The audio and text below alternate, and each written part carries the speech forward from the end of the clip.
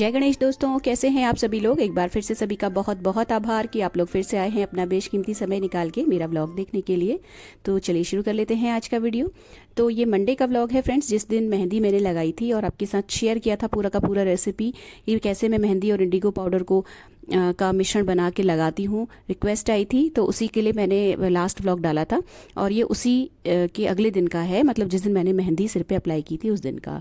तो मेहंदी लगा चुकी हूँ, उसके बाद घर की क्लीनिंग वगैरह शुरू हो गई थी, कूड़ा वगैरह सब कुछ बाहर रख दिया। और जिस दिन मेहंदी में लगाती हूँ या जिस दिन कुछ इस तरीके का एप्लीकेशन होता है, चाहे फेस पैक हो या कुछ भी, मतलब वॉक पे जाना नहीं होता, तो उस दिन मैं मॉर्निंग में उठ के अपने लिए चाय बनाती हूँ। ये एक चीटिंग मैं अपने साथ करती हूँ और चाय लेके बैठ जाती हूँ थोड़ी देर के लिए, कम से कम आधा पौन घंटा आराम से बैठ के कुछ भी काम कर लेती हूँ, एडिटिंग वगैरह कुछ भी। क्योंकि देखिए इस वक्त वॉक पे नहीं जाना है तो एक घंटा पूरा का पूरा बच रहा है। प्लस कंपैरेटिवली और दिन की अपेक्षा मैं 10-15 मिनट पहले उठती हूँ, क्योंकि मुझे मेहंदी को टाइम से ड्राई करके धोना होता है, तो इसीलिए बहुत सारा समय होता है। तो चाय लेके बैठने का अलग मज़ा है, जब सुबह कोई नहीं होता, बिल्कुल शांति होती है और मतलब आप बिल्कुल अकेले होते हो, तो उस वक्त अलग सा एक मज़ा आता है चाय लेके बैठने का। तो आधा पौन घंटा चाय पीने के बाद फिर मैं आ गई हूँ अपना योगा करने के लिए। तो लेट के तो आज कुछ हो नहीं पाएगा, मेहंदी लगी है सिर पे, तो हर जो भी आसन इस तरीके का है जिसमें मेरे हाथों मतलब सिर पे हाथ ना लगाना पड़े और लेट के ना मैं करूं, वो उनको सबको छोड़ दिया और बाकी सारे जितने भी नेक के और शोल्डर वाले आसन हैं वो मैं करूंगी। तो बहुत सारे लोगों का कहना था कि उनको मेहंदी लगाने से सिर में ठंड लग जाती है। ये प्रॉब्लम होती है, कई लोगों को मेहंदी सिर में लगा के सूट नहीं करती। तो अगर आपको सूट नहीं करती तो आप मत लगाइए, क्योंकि देखिए ठंड बिगड़ जाए सिर पे लग के और कुछ कुछ और तरीके की प्रॉब्लम्स शुरू हो जाए तो ठीक नहीं है। हर किसी का बॉडी का हिसाब किताब अलग होता है और मेहंदी की जो तासीर है वो ठंडी होती है। तो अगर आपको मेहंदी सूट नहीं करती ना तो मत लगाइए, क्योंकि एक फ़ायदा होगा और उसके बदले 10 और नुकसान होंगे। इससे अच्छा है कि उस तरीके को अपनाया ही ना जाए और कोई तरीका अपना लीजिए, क्योंकि आपको इससे नुकसान हो रहा है तो अपारेंटली कोई फ़ायदा नहीं है इसको यूज़ करने का। अच्छा, एक और सवाल आया था कि मेहंदी और इंडिगो पाउडर को मिलाने के बाद कितनी देर रखना है। देखिए मैंने यूट्यूब में बहुत सारी वीडियोस भी देखी हैं और प्लस जो इंडिगो पाउडर का डिब्बा है उसमें जो इंस्ट्रक्शंस दिए हुए हैं उसके हिसाब से 5 मिनट्स बहुत होते हैं। तो वैसे मैंने पूरी वीडियो में मेंशन किया हुआ है ईच एंड एवरीथिंग, अगर किसी ने ध्यान से नहीं देखा होगा तभी उसे उसके मन में कोई सवाल होगा, अदरवाइज़ मैंने सब कुछ बताया हुआ है उसमें। फिर से बता देती हूँ कि आप मेहंदी और इंडिगो पाउडर को जब आपस में मिला लेंगे तो उसके बाद उसको आप 5 मिनट कम से कम रखिए, उसके बाद लगाइए। तो मैंने वही किया था, 5 मिनट रखा, उसके बाद क्योंकि मॉर्निंग का टाइम था तो फिर मैं एक गिलास गर्म पानी पीती हूँ, तो वो पानी पीने तक, आराम से बैठने तक 5 मिनट वैसे ही निकल जाते हैं। उसके बाद मैंने मेहंदी लगा ली थी। और इंडिगो पाउडर और मेहंदी का पेस्ट उसमें बताया गया है डिब्बे में 45 मिनट्स तक रखना है, लेकिन मैं पूरा का पूरा 3 घंटे या कम से कम 2.5 घंटे ज़रूर रखती हूँ, जैसे मेहंदी को रखती हूँ, जस्ट लाइक दैट, और उससे कम नहीं। तो मुझे जो रिज़ल्ट मिलता है संतोषजनक मिलता है। बाकी जो जैसे आप हेयर कलर को भी अगर आप यूज़ करते हो तो हाँ आपको डार्क कलर तो एकदम मिल जाता है, लेकिन जब उसका जो छूटने का टाइम है, मतलब आपको जो जड़ों से सफ़ेद बाल दिखने लगते हैं ना, वो भी आप देखेंगे कि 10-11 दिन के अराउंड आराम से दिखने लगते हैं। सेम वही चीज़ इसमें भी है, 10-11 दिन के बाद आपको बाल सफ़ेद हल्के हल्के दिखने लगेंगे जड़ों से। लेकिन इसमें एक चीज़ ये है कि आप जब अप्लाई करोगे तो आपको उतना ज़्यादा विजिबल ब्लैक कलर या ब्राउन कलर जो आपको चाहिए उतना नहीं मिलेगा।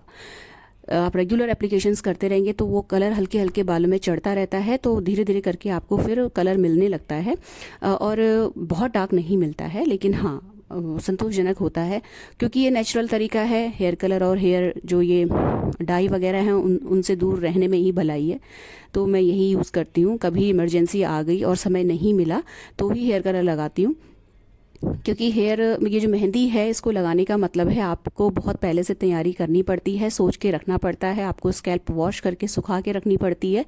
और मेहंदी और इंडिगो पाउडर को का पेस्ट वगैरह बहुत सारी चीज़ें होती हैं, आप प्लानिंग के साथ ये सब करना पड़ता है। हेयर कलर के साथ ये है कि आपने सोचा, एकदम से आपको पता चला कि आपको कहीं जाना है, आपने पैकेट खोला और आपने लगा लिया।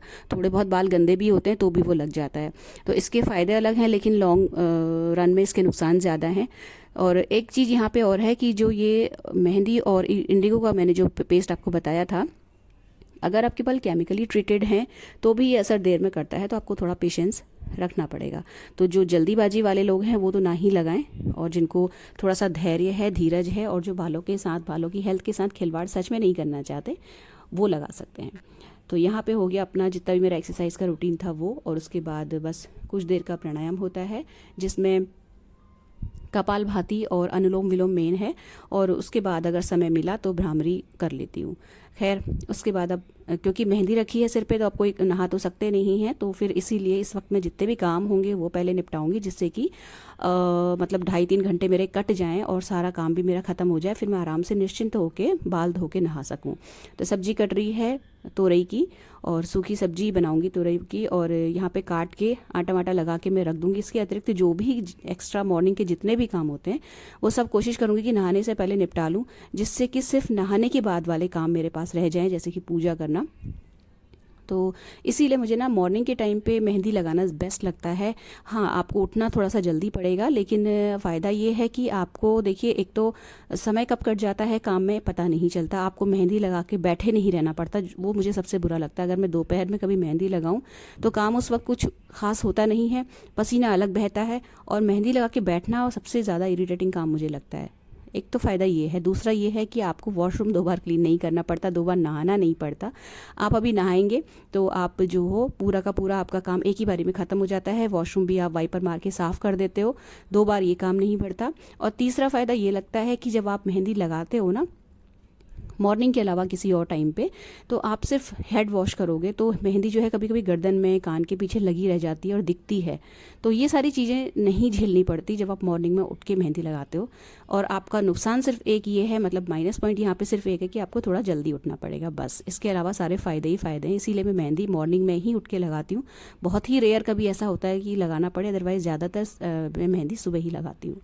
अच्छा, जब मुझे 2.5-3 घंटे का टाइम हो गया था, उसके बाद मैंने नहा लिया, और नहाने के बाद फिर मैंने सब्जी छौंकी है, सब्जी चढ़ा दी है। हस्बैंड दूध लेके आए हैं तो दूध छान के रख दिया है पकने के लिए। और एक काम है, आज मुझे सोमवार है तो मंदिर जाना है, और मंदिर जाने से पहले जो पूजा का सामान होता है ना, मैं वो अभी रख रही हूँ। तो सब्जी मेरी अभी चढ़ी हुई है, ऐसा नहीं है कि मैं सब काम निपटा के बैठी हुई, अभी नहीं ऐसा है। तो जो भी चीज़ें हैं, फल फूल हो गया, बेलपत्र हो गया, शमी के पत्ते, जो भी पूजा का सामान जो मेरे पास अवेलेबल है वो सब कुछ मैं याद कर करके रख रही हूँ एक बैग में। तो एक जनेऊ भी रखूँगी, तो ये रहेगा कि जाने के बाद मतलब कोई चीज़ रह गई वाला जो एक फीलिंग आता है ना, वो नहीं रहना चाहिए कि ये चढ़ने से रह गई। कि एक तो मतलब जाने का मुहूर्त ही बड़ी मुश्किल से निकल पाता है, क्योंकि पूरा सावन गुजरने वाला है। मैं एक बार भी मंदिर नहीं जा पाई हूँ, इस बात का मुझे बड़ा वो रहता है कि क्यों नहीं, मतलब एक दिन तो निकाल लेते कम से कम। तो ये है कि इस बीच में हस्बैंड के साथ थोड़ा सा डिस्टरबेंस बहुत ज़्यादा रहा उनकी तबीयत के चक्कर में। तो आज मैंने मतलब कल ही शाम को मैंने बोल दिया था उनको कि भाई कल सोमवार को हमें मंदिर हर हाल में जाना है जल चढ़ाने के लिए। तो आज मॉर्निंग में भी मैंने उनको याद दिला दिया था, जिससे कि वो सारे काम जल्दी से निपटा लें, अपना नहाना वगैरह। तो वो गए हैं नहाने के लिए, और मैंने पूजा का जो भी सामान था वो लगा लिया है। उसमें जो है बस एक भेंट रखनी रह गई थी, बाकी सब कुछ मैंने रख दिया। बत्ती, धूप, मतलब वो जो घी वाली बत्तियां होती हैं वो सब कुछ। पूजा का लगाने के बाद सामान फिर मैं आ गई हूँ यहाँ पे अपना पराठे और रोटी सेकने के लिए। तो अब जो है हस्बैंड के थोड़ी सी ठीक है दांतों में प्रॉब्लम, तो अब वो रोटी पराठा खा ले रहे हैं। तो यहाँ पे उनके लिए पराठे बनेंगे और मैं अपने लिए बनाऊँगी रोटी, और उसके बाद हम दोनों चले जाएंगे मंदिर। तो जो हस्बैंड हैं वो तो मतलब अभी नहा रहे हैं, उसके बाद उनके नहाने तक मुझे पराठे रोटी सेक के सारा नाश्ता रेडी करके रखना है, क्योंकि जब वो मंदिर से आएंगे तो सीधे ब्रेकफास्ट करेंगे और दुकान में चले जाएंगे। तो इसीलिए जो है मैं अभी तैयार नहीं हुई थी, तैयार होकर फिर बहुत ज़्यादा पसीना वसीना आ जाता है। बस सिंपली जो है अपने रोटी पराठे सेक के सारा जो ब्रेकफास्ट है वो डाइनिंग टेबल पर लगा दूंगी, और उसके बाद जो है हम दोनों चले जाएंगे मंदिर। तो मेरे हस्बैंड ने और मैंने, हम दोनों मतलब मंदिर जाने गए, और वहाँ से आने के बाद हस्बैंड तो नाश्ता करके सीधे चले गए थे, लेकिन मैंने थोड़ी देर बाद नाश्ता किया था, और वो क्यों किया था वो मैं भी आपको बताती हूँ। तो बस इसके बाद जो है सब कुछ करा, किचन विचन समेट दिया, साफ़ सूफ कर दिया। बहुत टाइम मेरे हस्बैंड को नहाने में लगता है, इतनी देर में मैं दुनिया के काम कर देती हूँ, मतलब बहुत ज़्यादा टाइम लगाते हैं, और मुझे बहुत कम समय लगता है। हर चीज़ में मैं बहुत जल्दी जल्दी वाला काम है मेरा, नहाना भी जल्दी, खाना भी जल्दी, सारे काम जल्दी वाले मेरे होते हैं, समय नहीं लगता मुझे किसी काम में ज़्यादा। तो उनके आने तक मैंने सारा किचन समेट भी दिया। अरहर की दाल भिगो के रखी थी, उसमें प्रेशर भी लगा दिया, चावल भी भिगो दिए, और तैयार भी हो गई। पूजा की सामग्री भी लगा ली, और अपने घर वाली जो पूजा होती है वो भी कर ली, मतलब सब कुछ काम हो गया। और ये मैं आपको जो सूट दिखा रही थी ना, येलो वाला, ये मैंने खुद ही स्टिच किया है, और मतलब येलो कलर का है ना, तो मैं इसको इस तरीके से पूजा वूजा के लिए रखती हूँ, मंदिर वंदिर जाने के लिए। तो मंदिर गए, भोलेनाथ को जल चढ़ाया, जो भी अपनी श्रद्धानुसार जो भी होती है पूजा वो अर्पण करी। और उसके बाद हम आ गए वापस। तो वापस आते समय देखिए मेरे पास एक पौधा है, ये है अपना ये बड़ का पौधा है। और इसको मैं जब आ रही थी ना तो एक बिल्डिंग है उसके जड़ में ये लगे हुए थे बहुत सारे पौधे। तो बाकियों की तो जड़ बहुत मजबूत थी, लेकिन ये बहुत सॉफ्टली आराम से बहुत जल्दी मैंने मतलब आराम से खींचा तो ये निकल गया था जड़ के साथ ही। तो इसको मैं अभी जो है प्लांट कर दूंगी अपने घर में गमले में, क्योंकि ये ऐसी जगह पे लगा हुआ था कि जहाँ से इसको हटा के फेंका जाना तय था। मतलब इस ऐसी जगह पे लगा था ना जड़ पे, बिल्डिंग की जड़ पे, तो जो भी ओनर होगा वो निकलवा ही देगा। तो मैंने इसको निकाल दिया। और घर आके पहले हस्बैंड जो हैं वो ब्रेकफास्ट कर रहे हैं और मैं पहले इसको अपने एक गमले में प्लांट कर दूंगी। तो वही प्लानिंग है, जितने भी पेड़ बोए हैं गमलों में उन सबको एक दिन थोड़े से स्ट्रॉन्ग हो जाएंगे, थोड़े से बड़े हो जाएंगे, फिर मैं और मेरे हस्बैंड कहीं पे भी जाके किसी गार्डन में या किसी पार्क में या रोड साइड कहीं पे भी जहाँ अच्छी जगह होती है वहाँ पे बो के आ जाते हैं। तो ये धीरे धीरे करके बड़े हो जाते हैं। और जब हल्के से बड़े होते हैं तो मतलब थोड़ा थोड़ा टाइम बाद हम देख लेते हैं कि अगर पानी की ज़रूरत है तो पानी डाल के आ जाते हैं, अगर नहीं है तो फिर धीरे धीरे पेड़ जो होते हैं ना इनकी जड़ें इतनी स्ट्रांग होती हैं कि ये पानी खींचने लगते हैं अपने लिए खुद ही। तो बस थोड़ी बहुत देखभाल की ज़रूरत पड़ती है, उसके बाद पेड़ ग्रो हो जाता है और एक अच्छा हमें पेड़ मिल जाता है हमारे पर्यावरण के लिए।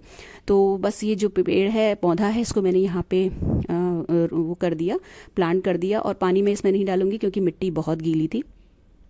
तो ये काम हो गया और इसके बाद मैंने ब्रेकफास्ट किया था। तो यहाँ पे देखिए ये पौधे मेरे हस्बैंड ने लगाए हुए सारे नीम के पौधे हैं। तो नीम, बरगद, पीपल, ये सारे ये जो पाकड़ है, ये जितने भी पेड़ होते हैं ना फ्रेंड्स, ये हमारे वातावरण के लिए बहुत अच्छे पेड़ होते हैं।